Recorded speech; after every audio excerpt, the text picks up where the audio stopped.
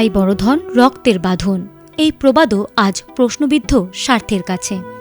বিদেশের মাটিতে একটু ভালো থাকার আশায় পাড়ি জমানো, এক ভাই অন্য ভাইয়ের ছায়া হয়ে থাকবেন, এটাই ছিল বাবা মায়ের স্বপ্ন।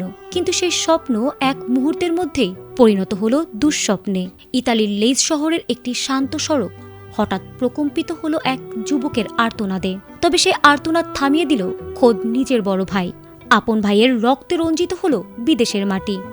আর সেই বীভৎস দৃশ্য লাইভ ভিডিও কলে দেখল বাংলাদেশে থাকা বাবা মা।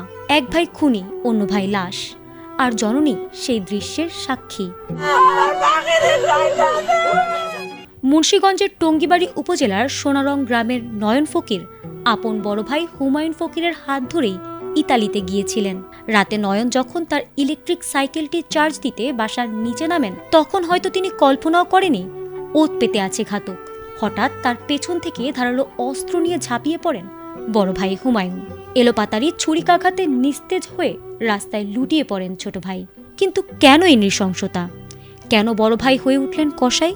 এর পেছনের মূল রহস্য আসলে কি? এবার নিহত নয়নের ছোট বোন আখি এই হত্যাকাণ্ডের পেছনের মূল রহস্য ফাঁস করেছেন। এই হত্যাকাণ্ডের পেছনে লুকিয়ে আছে এক অন্ধকার পারিবারিক নাটক। উন্নত প্রযুক্তি এবং অভিজ্ঞ চিকিৎসক দলের নিরলস প্রচেষ্টায় আমরা আছি আপনার পাশে। ডেল্টা হাসপাতাল। তিনি জানিয়েছেন, বড় ভাই হুমায়ুন ইতালিতে থাকা অবস্থায় দেশে থাকা তার এক চাচাতো বোনের সঙ্গে পরকীয়ায় জড়িয়ে পড়েন। প্রথম স্ত্রীকে গোপন রেখে তিনি ওই চাচাতো বোনকে বিয়েও করেন। ছোট ভাই নয়ন বড় ভাইয়ের এই অনৈতিক কাজের প্রতিবাদ করেছিলেন এবং বারবার তাকে সঠিক পথে ফেরার অনুরোধ জানিয়েছিলেন। এই প্রতিবাদই নয়নের জন্য যেন কাল হয়ে দাঁড়ালো। ঘটনার দিন প্রথম স্ত্রীকে ডিভোর্স দেওয়াকে কেন্দ্র করে দুই ভাইয়ের বিবাদ চরমে পৌঁছায়। ছোট ভাই নয়ন যখন অন্যায়ের বিরুদ্ধে সোচ্চার হলেন, তখনই হুমায়ুন তাকে পৃথিবী থেকে সরিয়ে দেওয়ার পরিকল্পনা করেন।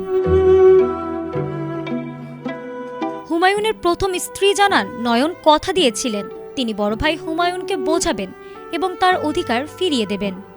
মা রাফেজা বেগম বারবার মূর্ছা যাচ্ছেন। তিনি জানান, হুমায়ুন নয়নকে ইতালি নেওয়ার সময় টাকা দিয়েছিলেন। নয়ন তার চেয়ে বেশি টাকা হুমায়ুনকে পরিশোধ করেছে।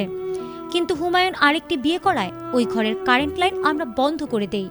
আর এ সমস্ত বিষয় নিয়ে ক্ষেপে গিয়ে হুমায়ুন নয়নকে ছুরি দিয়ে কুপিয়ে মেরে ফেলে তা ভিডিও কলে আমাদের জানায়। দুই ছেলেকে অনেক স্বপ্ন নিয়ে ইতালিতে পাঠিয়েছিলেন মা, কিন্তু বড় ছেলে যেমন পাষণ্ড হবে তা তিনি কল্পনাও করেননি। তার ভাষ্যমতে, হুমায়ুন ইতালিতে যাওয়ার পর থেকেই বেপরোয়া হয়ে উঠেছিলেন। টাকার লোভ আর পরকীয়ায় অন্ধ হয়ে তিনি নিজের ছোট ভাইকে হত্যা করে পরিবারকে যে ভিডিও কল দিয়েছিলেন তা কোনো সুস্থ মস্তিষ্কের মানুষ করতে পারে না। ছোট ভাই যখন বাঁচার জন্য আকুতি করছিলেন, বড় ভাই যেন ব্যস্ত ছিলেন সেই দৃশ্য ক্যামেরাবন্দি করতে।